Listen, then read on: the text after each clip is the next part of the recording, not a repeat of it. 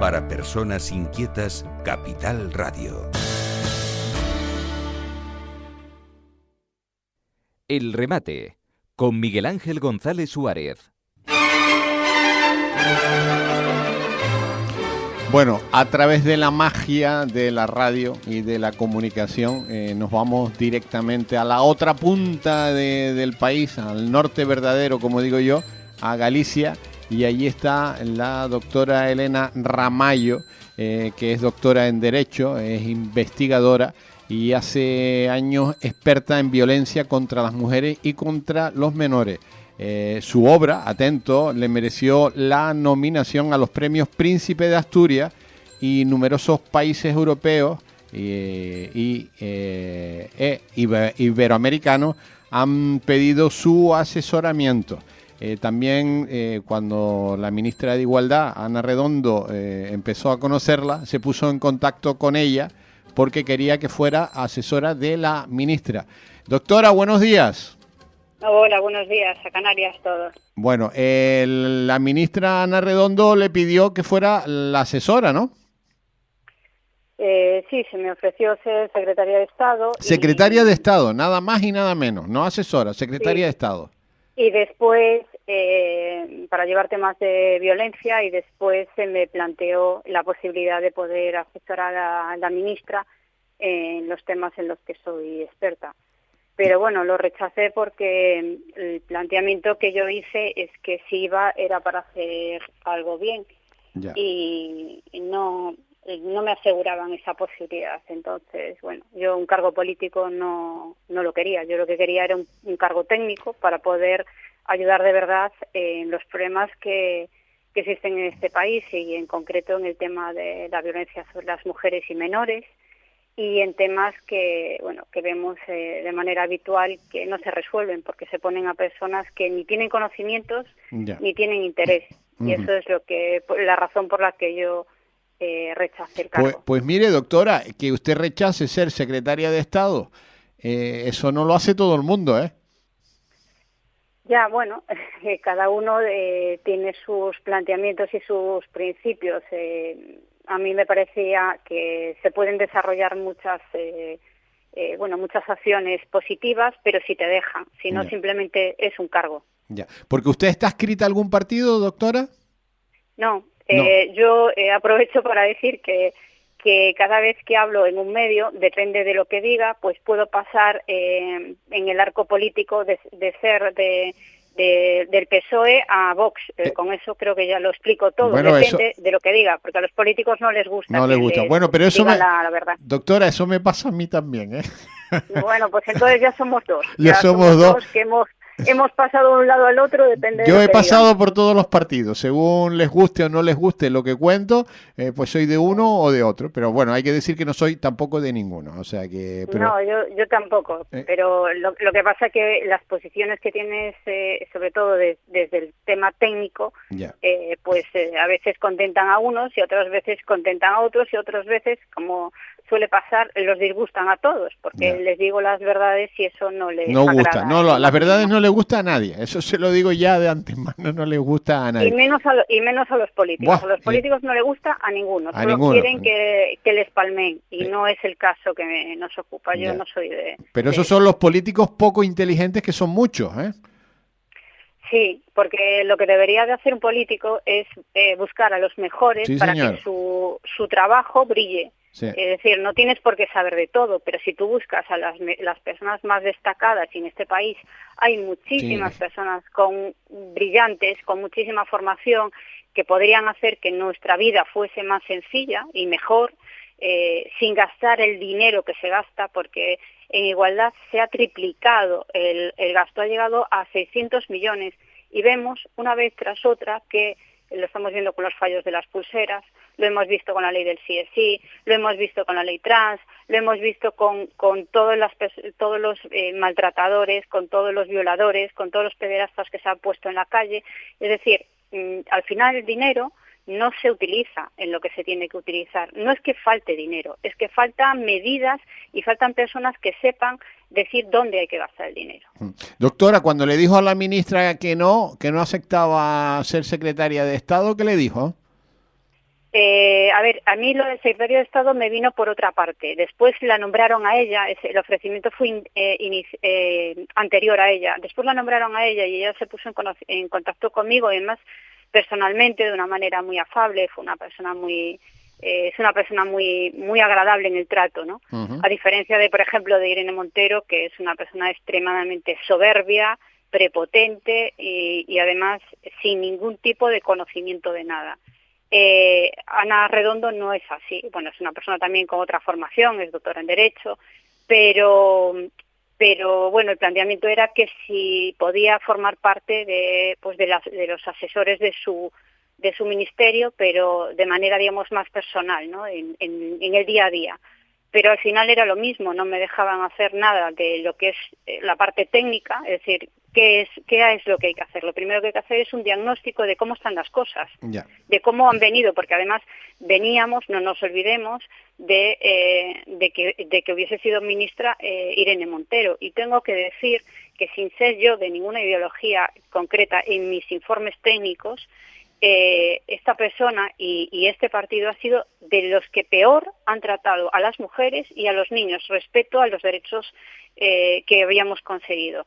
Y yo siempre digo lo mismo, en el momento que se cuestiona el hecho de qué es ser una mujer, ya todas las leyes de igualdad, de protección, decaen, porque se basan en el concepto de género de ser mujer. Bueno, ahora está pidiendo la dimisión de la ministra, ¿usted? Vamos a ver, es que alguien que conste que esta situación de las pulseras viene cuéntenos, ministra... doctora, perdone que le interrumpa, pero vamos a contar, ayer lo contamos, pero vamos a contar otra vez lo de las pulseras, porque yo creo que hay mucha gente que no está bien informada. Cuéntenos un poquito qué ha pasado. Pues lo que ha pasado es que estando en el gobierno Irene Montero decidió cambiar, digamos, el sistema informático, todo, para que nos entiendan los oyentes, que sostiene el sistema de las pulseras que llevan los maltratadores para poder estar controlados y evitar que puedan agredir o puedan asesinar a las víctimas, ¿no? Vale. Entonces, en ese cambio que se hizo de urgencia, se planteó abaratar los costes. Ajá. Se planteó abaratar los costes, y en ese abaratamiento de los costes, la empresa a la que se le iba a adjudicar no mantenía las mismas garantías, y se sabía. Es decir, esto es como lo de la ley del sí es sí, y como todo lo demás que ha habido. No es que no se supiese, se advirtió, no se quiso hacer caso. Y lo que pasó es que a los 8 meses esto ya no estaba funcionando.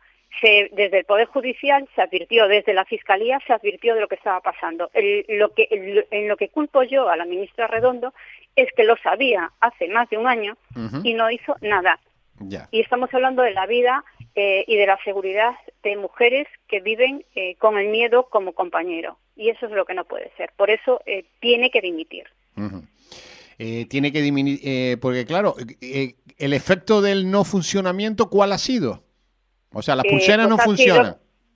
Pues ha sido que los maltratadores, por un lado, no podían estar controlados, que muchas de las condenas al final pues han tenido que cambiar y han quedado libres. Y ha supuesto que las mujeres pues han vivido muertas de miedo porque sabían que las pulseras no funcionaban. No funcionaban las pulseras, tremendo, ¿eh? Entonces, y después los jueces decidieron ya no adoptar esta medida, porque esta medida ya sabían que no era efectiva. Entonces, lo que hacían era simplemente no plantear el hecho de que se le adjudicase una pulsera de control al maltratador, porque sabían que no funcionaba. Ya.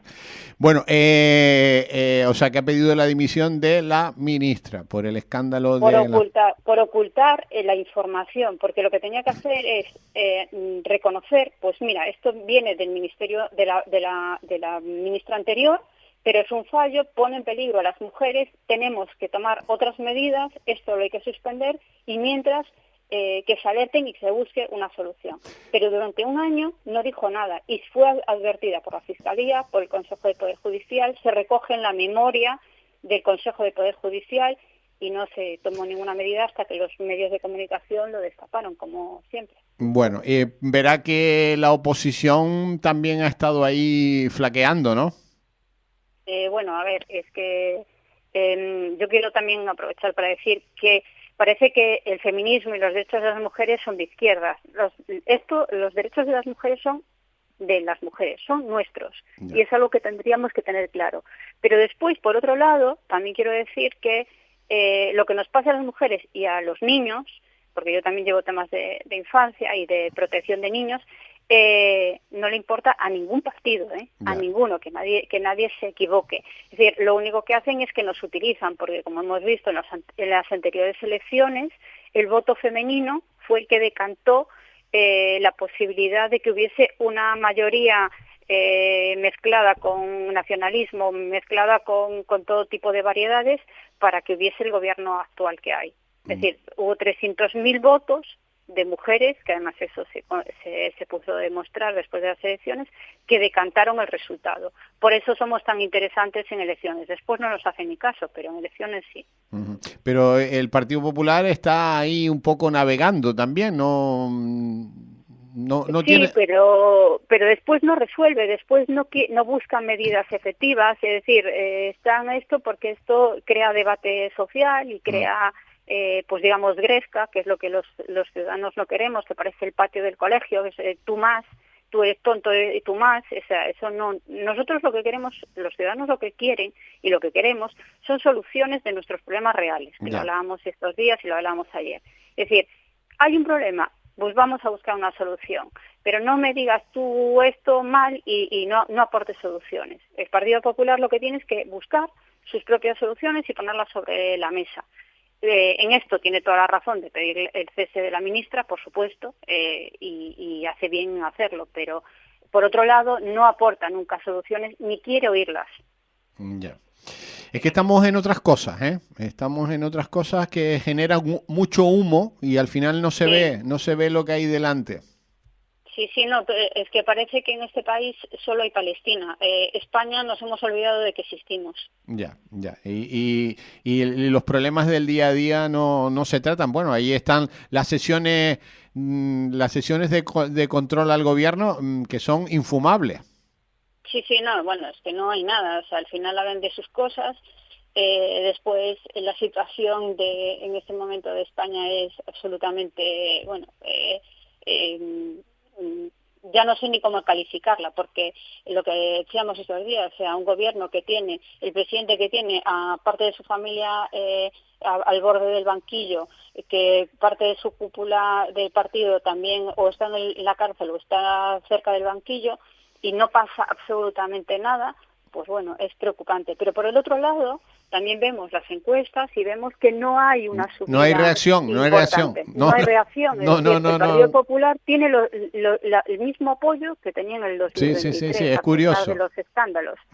Pues eso es para que lo piensen y digan, algo no estamos haciendo bien. Sí. Porque si la gente no nos apoya y no nos ve como alternativa, algo estamos haciendo mal, desde luego. Eso es algo que no hay. Lo que pasa es que, ¿sabe lo que ocurre? Cuando yo que trato con muchos políticos, se suben en sus pedestales y levitan cuando hablan con uno, ¿no? Y te miran de arriba abajo como diciendo, no tienes ni idea de nada, el que sabe aquí de todo soy yo, y punto. Y entonces, claro, es que tenemos políticos muy mediocres, con excepciones, obviamente, muy mediocres en general, ¿eh? Sí, sin duda.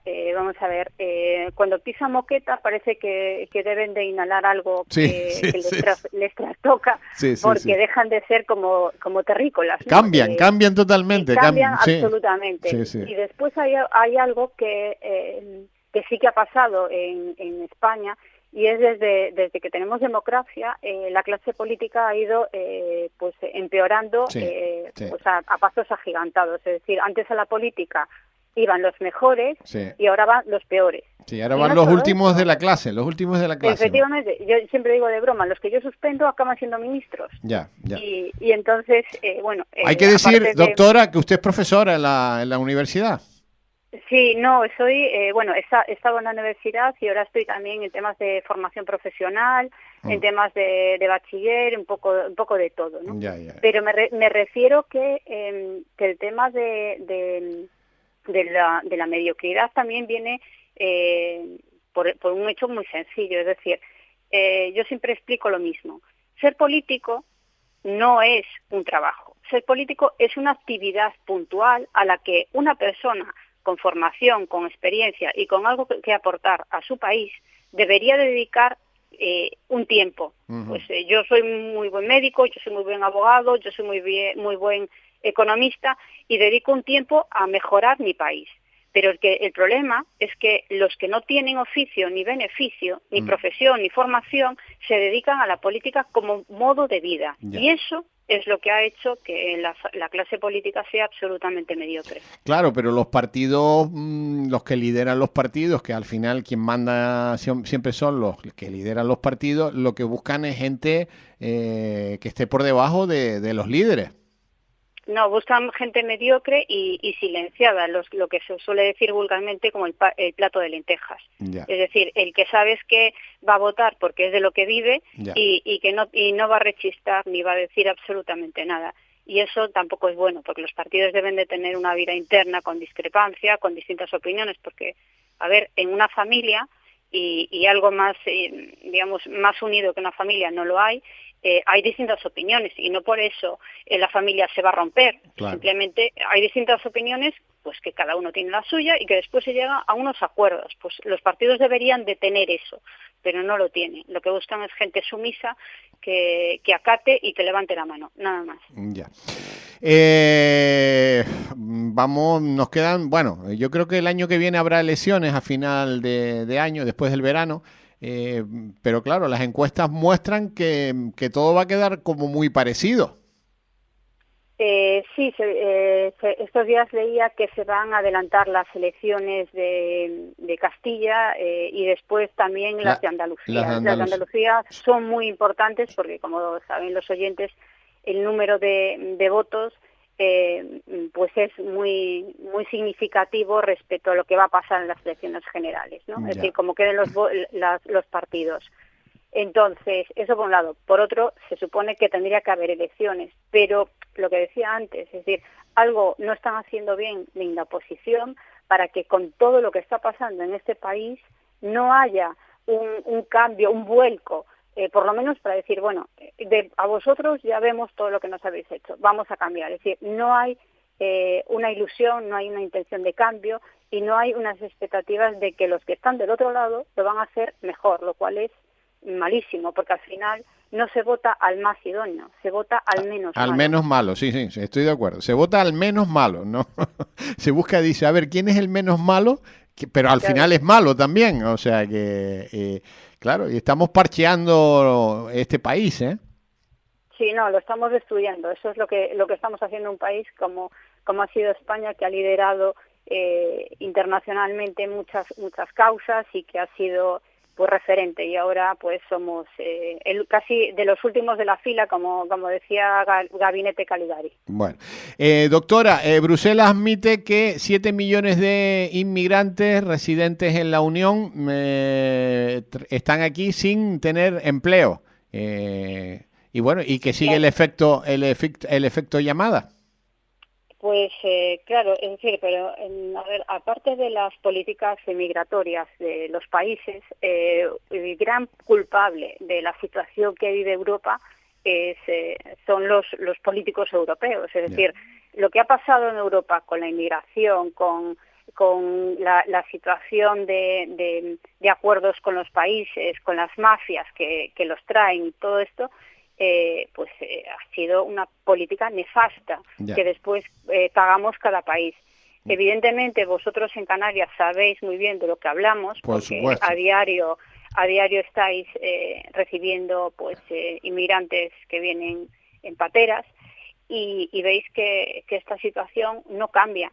Y además estas personas llegan, después otro de los temas que sí que hay que decir para que se sepa es que muchas de las ONGs se están volviendo de oro porque se está dando dinero a expuertas para que lo recoja. Es decir, es como como lo de la oferta y la demanda, ¿no? Pues lo mismo.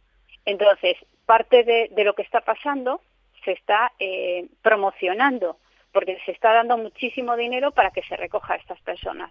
Esto lo que hace es esto más las políticas de Bruselas dando dinero a países que sabemos que hay corrupciones absolutas y que ese mismo dinero acaba en muchas ocasiones en manos de las mafias que los traen, es nefasto, pero no se está tomando ninguna medida. Y después estas personas llegan a Europa, llegan a nuestros países, que eran estados de bienestar, sin formación, sin controlar los antecedentes penales, sin controlar enfermedades que vemos que están volviendo a surgir, que antes no había, porque no hay control absoluto de vacunaciones ni de nada. Llegan aquí, no se integran en nuestras culturas porque vienen de culturas absolutamente opuestas y lo sueltan así, como quien suelta a una persona por ahí y ahí queda. ¿Qué supone esto? Inseguridades, robos, problemas, y esto todo es lo que está generando esta política migratoria sin control. Ya. Entonces, esto no puede ser. Y después hay otro tema que también quiero hablar de él, que además también vivís vosotros, que es el de los menores no acompañados. Este tema es un tema que cuando hablo de estos temas resulta, antes me ponían en el PSOE, como hablábamos, ¿no?, con el tema de la ministra, y ahora me ponen en Vox.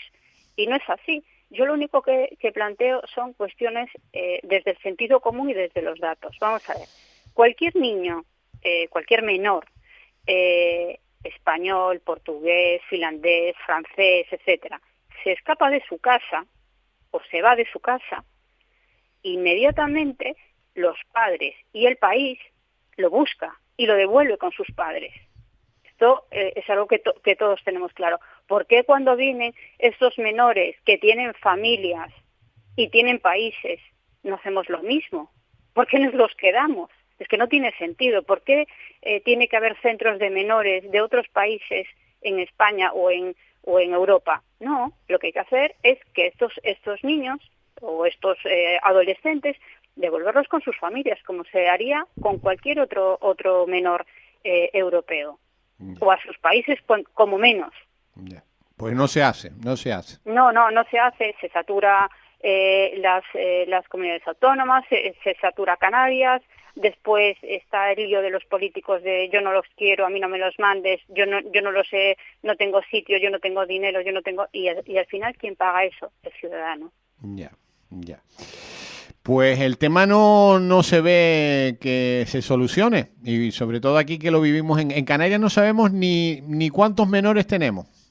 No, claro, por supuesto. Porque además siguen llegando. De hecho, el presidente del gobierno de Canarias decía ayer que se esperan 7.000 migrantes más hasta final de año, Sí, no, claro, si se espera, yo estaba viendo que además, que se esperaba que una llegada hasta de 20.000 al archipiélago, 20.000, y mira, o sea, es un sinsentido, como unas islas como son las vuestras, que antes pues eran por referente en muchos temas, ahora pues cada vez que se habla de Canarias, de lo primero que piensas casi es te haces la composición, yo que vivo en Galicia, te haces la composición de unas Islas Canarias llenas de inmigrantes pululando por las calles. Y así esa es la visión que vemos. Y así es. O sea, va por las calles de las ciudades, hay un montón de migrantes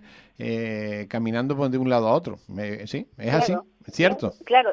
Y sin ningún tipo de expectativa, de decisión, ni de nada. Pero es que todas estas personas lo que hay que hacer es cambiar la ley de extranjería, cambiar los acuerdos de Europa con estos países. Si sabemos que el dinero que Europa da a estos países va a las mafias. Totalmente. Todo el mundo lo sabe. Sabemos que las ONGs con esto hacen negocio, porque cobran por número de migrantes. Sabemos que al final nuestros impuestos van ni tan siquiera ayudarles a ellos. Nuestros impuestos van a un grupo de empresas y de instituciones que se están forrando mientras nosotros sufrimos las consecuencias. Y esto es lo que yo digo. Yo no estoy hablando ni de racismo, hablo de datos y hablo de que la política migratoria española y europea es insostenible. Y los datos y las situaciones y lo que se vive a diario en las calles y en los barrios está ahí. No es que yo me lo invente, es que lo vemos todos a diario. Doctora, se nos acabó el tiempo. Muy interesante hablar con usted. Gracias por atendernos. La doctora Elena Ramallo, doctora en Derecho. Y bueno, seguiremos hablando. Que tenga un feliz fin de semana. Igual. ¿Qué temperatura hace antes de irse ahí en Galicia? Pues nada, hoy tenemos una temperatura de 19 grados. Bueno, bien, pues, para aquí bastante bien. Bueno, aquí 32, un calor sofocante. Madre mía. 32 Madre grados. Mía. Que tenga buen fin de semana. Buen fin de semana. Un abrazo, hasta luego. El remate, con Miguel Ángel González Suárez. Capital Radio.